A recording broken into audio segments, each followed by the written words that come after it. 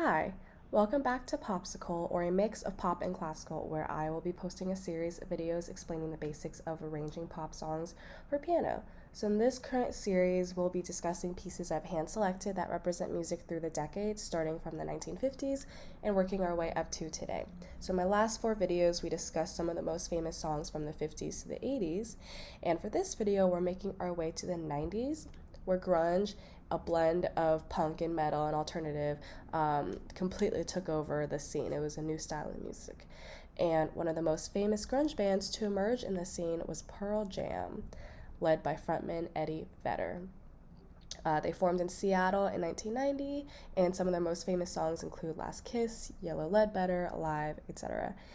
And even though they are known as a grunge band, my personal favorite song by them is a sweet, slow cover of Last Kiss, which was originally written by Wayne Cochran.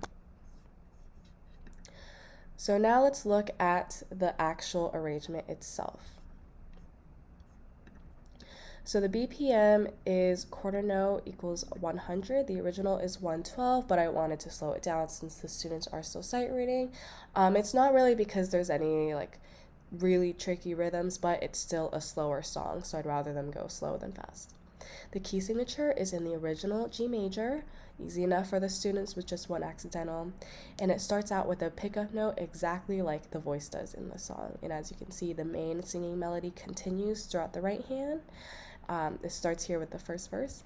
And the left hand is the same bass line you hear in the song, and according to the lead sheet up here, it's the same chord progression of G major, E minor, C major, and D major, otherwise known as 1, 6, 4, 5. Even with the passing tone in 32, it still goes to D. It resolves in D.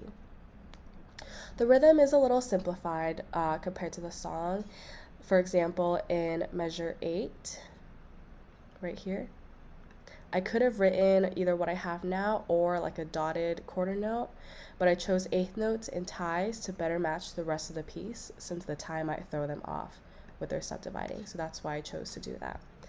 As for the form, it starts with the first verse here, and then the chorus, which is right here, and then the vocal part at the end of the song where Eddie Vedder is basically just vocalizing. The dynamics in this song have gone through kind of like a story. The beginning is soft because if you look at the lyrics, the man singing is wondering and he's full of sorrow. And then the variation of the first verse, technically the chorus, which is forte, is him like intensely pleading, and then the end right here is his like sad swan song.